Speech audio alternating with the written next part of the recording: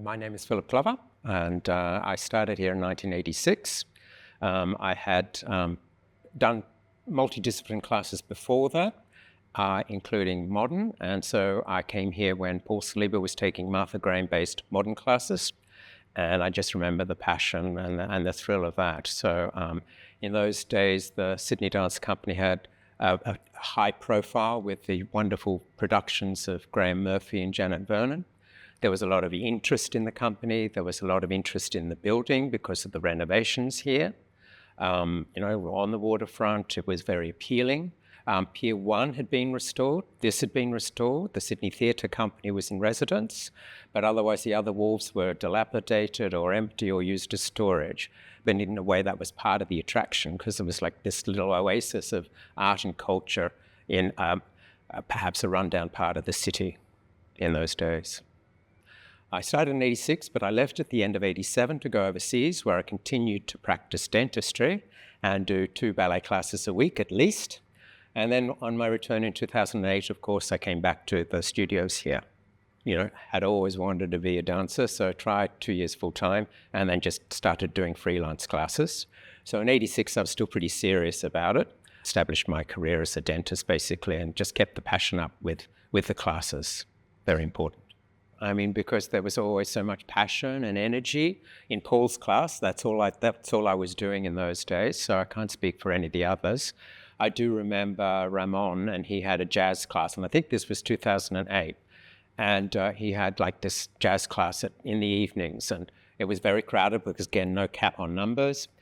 He'd dim the lights, he'd sit on the bar, and the music was loud, everybody was sweating, and it was like a mad dance party, and everybody was having so much fun. It was nice to look through the door and just sort of see and suck in the energy.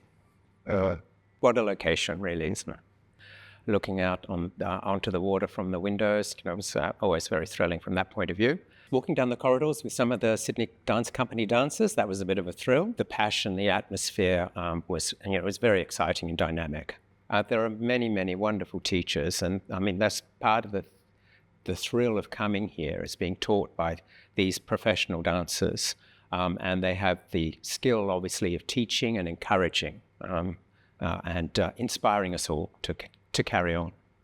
Otherwise, apart from the location on the waterfront, I've always been had an affinity with water, and and I think the location within the Sydney Harbour area is integral really to the whole thing. But obviously over the years the studios have improved, the floors have improved, the general conditions have improved. I guess it's more watertight and more airtight than it was.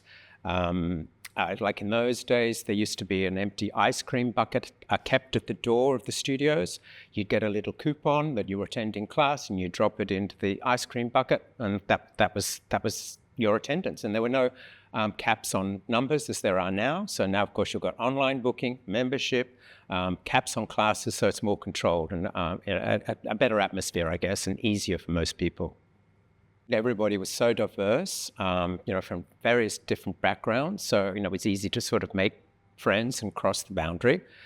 We all had that commonality of wanting to dance and to, improve our technique, to express ourselves, and to create beautiful images. So in 1986, I knew some people, I go away, I come back, and some people are still here. And then other people, even pre-1986, I find they're here in 2008, including Alistair Grant, who's the class pianist. He played for ballet classes in Sydney before 1986 elsewhere.